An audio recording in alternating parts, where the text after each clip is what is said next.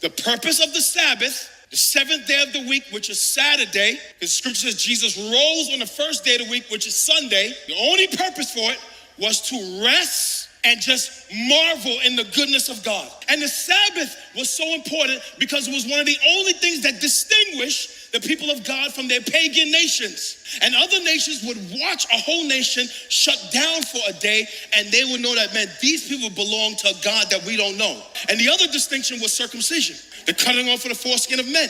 But you can't see that underneath his drape. So he gave them the Sabbath. Rest, do this, be faithful to it. People will see and know that you belong to me. And by the time Jesus comes, the Pharisees have added to the Sabbath an entire book of rules, laws, and regulations that God never gave his people. The Pharisees, who are like our modern day pastors, had strapped to the necks of the people who trusted them to teach them a weight of rules and regulations that made it too heavy for the people to bear.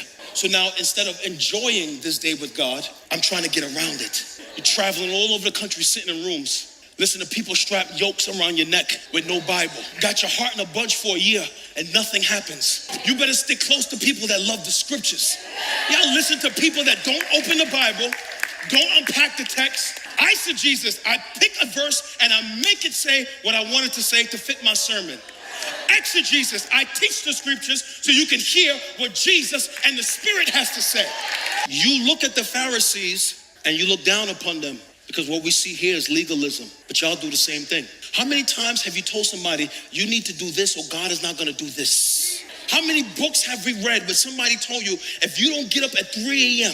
and light a candle and float around the room for 2 hours and spend time with God, he's gonna be mad at you. And every time you don't do it, you feel guilty as if God is mad at you. But your guilt is not coming from the Father. Your guilt is coming from some book you read from a Christian who had bad doctrine.